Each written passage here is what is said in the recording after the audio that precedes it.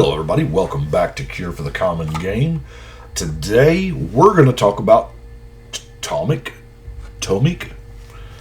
The Distinguished Advokist. Apparently spelling is not his strong suit. But before we get into that, I want to give a shout out to Jacob Watkins. Thank you very much, Jacob. He is a patron of ours, the channel, and if you would like to become a patron, you can head on over to patreon.com/Cure for the Common Game. But let's talk about Tomik, that sounds right. Anyway, this guy is super ahead of the curve. 2 mana for a 2/3 flyer. We would play that. I mean, we've played worse, right?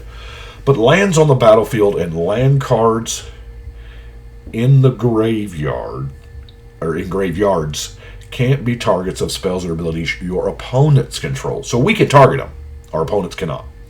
Also, your opponents can't play land cards from graveyard. This is a thorn in the side of Gitrog and Windgrace and those style decks. Now, this is kind of a different, unique one to build. So, I went with my first impression and ran with it. So, I guess, normally I've got them sectioned out by what they do, and I think I got them by category this time. So, let's look at our artifacts first. We'll roll through the mana ramp first. Now, generally the purpose of mana ramp, we generally don't like to play any ramp that costs more than our commander, but let's face it, at 2 and both being specific white, it's kind of hard to accomplish that. So, and that's not exactly what the deck is trying to do. Here. Of course, we're running a Soul Ring, a Marble Diamond, Guardian Idol, Soul Grail, because it taps for a white. Manalith. Yes, Dana, calm down. It taps for a white. There's a purpose. Tooth of Ramos. Hey, guess what it does? Taps for a white. So does Goldmere and Mana Geode. Then we get into things like Mannequin, Seer's Lantern, Unstable Obelisk, the Mirror, and I'm running the Monument. It doesn't really produce mana, but it does make your white creatures cost less. And, of course, they buy one, get one free. Now, that's the mana ramp. That's a whole lot, okay, for a mono white deck. But let's face it, you know why. Anka Mishra, okay? This is a deck that actually runs the Dingus Egg and the Anka Mishra. But let's talk about the Ankh first, okay? Anytime anybody puts a land into play, they're going to take 2 damage. So, we've already kind of nerfed the Crucible of Worlds, because they can't play lands from graveyards. And now, every time they're going to play a land, so your landfall decks like Azusa and Molimo and things like that, the last deck I built, is... it's just going to hurt to play the game. And while 2 damage is not that much, I mean, when you start factoring in things like Storm Cauldron, where, yeah, everybody can put 2 lands into play, and whenever a land is tapped for mana, it bounces. So, I like to use Storm Cauldron in the blue decks where I could, what's the blue card? Drain Power? It forces them to tap their lands for mana. Yeah. So, I talked about the Dingus Egg. Whenever a land dies, its controller is going to take 2 damage. I'm going to go ahead and jump and drop a sorcery, because y'all know it's in here, right? You know the Geddon's in there. So, we're also running stuff like Defense Grid. Okay, if you want to counter my stuff, it's going to cost you 3 more. And you've got this tax on you, see, because your lands are being bounced. And then, you got this big hand. Now, Black Vice only targets 1 player, but Miser's Cage targets all opponents. That's the Oracle text on it now. I don't know why they didn't change the Vice. Probably just because it costs 1 mana. But Torpor Orb is in there. Creatures entering the battlefield don't cause abilities to trigger. Just as another, hey, you're not going to I'm not going to do that. Stop it. Damping Sphere. Keeps everybody honest. Oh, shoot. The Cradle. The Enchantment Land. This is... Or just... Even not just those. How many mana doublers do you see? That's a very common thing in green and red-green and green-white. There's a whole bunch of them. So... And, it slows down the, what is that? It's the mirror image of Storm. Each spell you play costs more. Playing the God Pharaoh statue.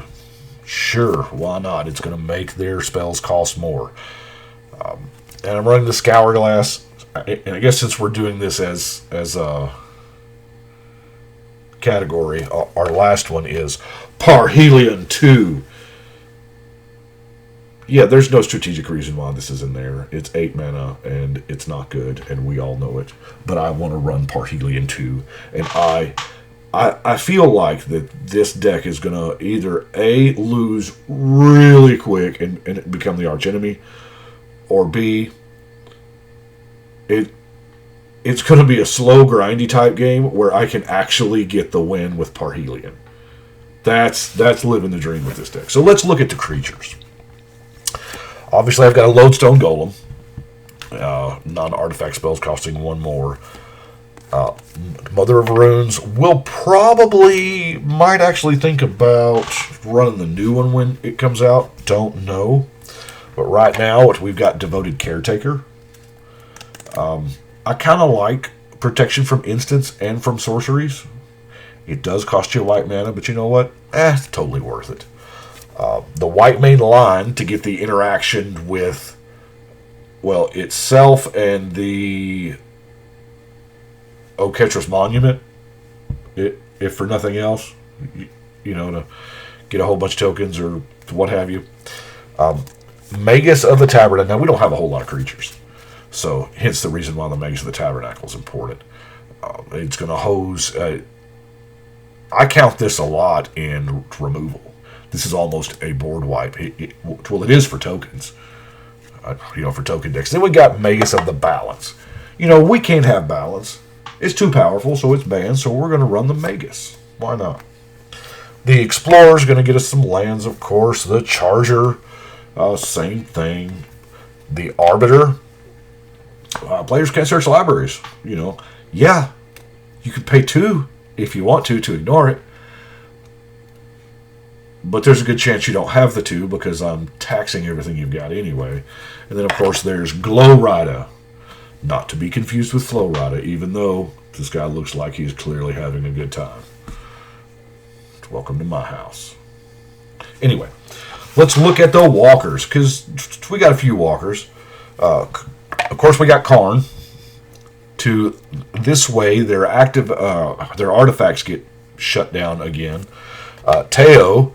it's a 3-mana hexproof enchantment, which is a little better than the other, but it can die. It can get attacked and die, and it throws out some walls out there, so it's not terrible. The Wanderer, to prevent all non-combat damage, will be dealt to you and other permanents you control. Now, this can take non-combat damage, but. What is it? Blasphemous Act, Chain Reaction, all of that stuff. We don't really care. And then, the last walker, of course, we got to have Ugin, Ineffable, which is kind of a curious title. But my colorless spells cost 2 less, so a lot of your mana rocks get cheaper. Now, I want to break something normally here. These 3 lands are essentially the same. Dread Statuary, land that turns into a creature.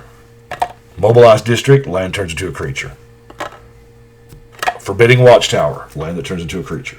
Okay, check this out. Oh, you're going to love this. So all of these lands turn into creatures, but they have that line. It's still a land. Now, let's look at Equinox. Thank you very much. I should have looked before I started. The viewer who actually give me, or the Twitter follower who turned me on to this little combo. Okay, so Equinox is an enchant land that we are going to put on one of our manlands. And when somebody casts a board wipe, a damnation, a wrath of God, a whatever, we are going to animate the land and then tap it to counter the wrath of God. Because then the land is animated, it becomes a creature. The wrath of God would now destroy a land, and you tap Equinox to counter it. What? Right? That was too sexy for me not to include. So let's go with the rest of the enchantments. Of course, we have Ivory Mask just to give us Shroud. Spiritual Asylum, there's a good chance, creatures and lands you control have Shroud. And there's a good chance this is going to be out a while before we even decide to attack. Because when you attack, you got to sack it. Smothering Tide is just going to generate value. Unless they pay 2. I bet it doesn't happen in this deck. The Nodes, being the drop of honey for white, just sucking up creatures. Now, it's hard for me to play around this card because from one turn cycle to the next, I'll forget about it and I'll play into it, and I've got to get better at that. Unquestioned Authority. Yeah, saying something can't be blocked is really nice. And it even replaces itself, so that's kind of neat. If you get the Armored Ascension on the same creature you have Unquestioned Authority on, then if it's your commander, wow. Anyway, let's look at our instance. We have Demystify, Disenchant, Return to Dust. Of course, y'all know those. Unbreakable Formation. Creatures gain indestructible. This might as well be a better than counter spell for the Wrath, because it still kills all your opponent's stuff and yours is indestructible, so yay. Afterlife is good. Bury is one of those words that a lot of, including me, I wish they'd bring it back, but I understand that it's not used. Bury means destroy without possibility of regeneration, and that's not used enough anymore. Heck, regeneration's not even used. So, yeah. But anyway, it's very flavorful. Dispatch, because we do have a whole lot of artifacts, 1 mana to exile a creature doesn't seem bad. Now, I'm running Ethereal Haze because it's funny, and there are times when people swing out for that Alpha Strike, and for some reason, everybody forgets that fog is a thing. Now, yeah, if you're in green, but, white has several versions too. Holy Day, Ethereal Haze, there's a whole bunch of them. You'll love this. Planar Birth. Put all basic lands from all graveyards into play under their owner's control tapped. So, if you didn't quite kill them with your Dingus Egg Armageddon, you can Planar Birth and make them put all those basics back into play and hit them that many times with the Ankh. Now, granted, you're probably doing it too, but we're doing it at a less volume than they are. So, yeah. Final Judgment, just to exile them all. This takes care of all that crazy, nonsensical, indestructible stuff. So does Ravnica at War.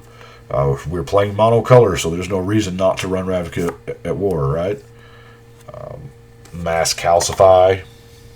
It's one-sided. Finale of Glory. Now, I've told y'all the story about the pre-release and how, X equals 10. Which, by the way, I have come up with my own personal slang for it. I got X'd. Because it's Roman numeral 10. Anyway, I got X'd by this card. And that's exactly what it did. It X'd me out of that game. For 12 mana, you get 60 power. That's outstanding. And, of course, Cataclysm. I'll admit Cataclysm is a placeholder for the... I forget about it. the name. It's 6 mana. You choose Wrath-Armageddon. Yeah, I don't remember. But anyway, Cataclysm's still a fine card, but it's just holding the place of the... it's on the tip of my tongue, dang it. Anyway, Ritual of Restoration. To return an artifact, because, there's a good chance they're going to kill your Miser's Cage or your Dingus Egg or your whatever. Now let's look at our other non-basic lands. You called it right with the Rogue's Passage. You knew it was in there, right? Seagate Wreckage, because y'all saw the rest of the deck. It's not like there's a whole lot of card draw in there, right? I mean, it's mono white. Darksteel Citadel, Indestructible, getting there, finding a home for the Citadel. Secluded Step is just a draw card, when you get too many. Emergence Zone, For the Flash, it's a decent substitute for Winding Canyons. And then, of course, last is Blast Zone, which is just too good. Each non-land permanent with converted mana cost equal to the number of charge counters. So it's not X or less. It's definitively X. So there is a... It's a blessing and a curse that this comes in with one counter on it. I understand why they did it. It was in War of the Spark, where they are trying to get somewhere with Amass, and that's a token. And they didn't want the whole token strategy to be nerfed by this one land. I get that. But the fact that we can't nuke tokens with it makes me sad. However, you can nuke a whole bunch of Soul Rings, I guess.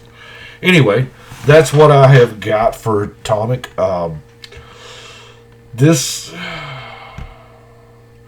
Not a very table-friendly deck. This is probably the deck that I'll take as a just in case somebody tries to, to do something uncouth. So we will whip out Tomik here.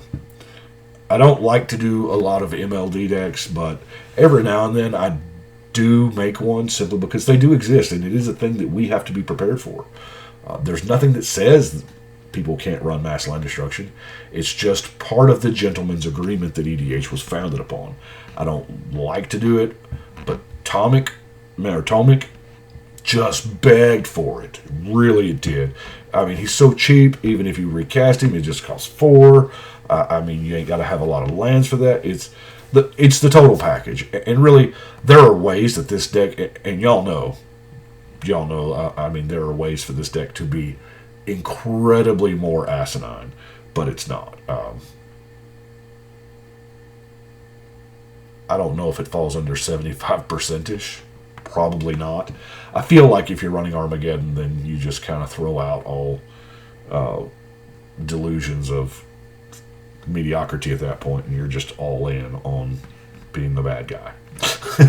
Anyway, I appreciate y'all watching. It is Friday, so I have got to pack my box and go actually shuffle and cut.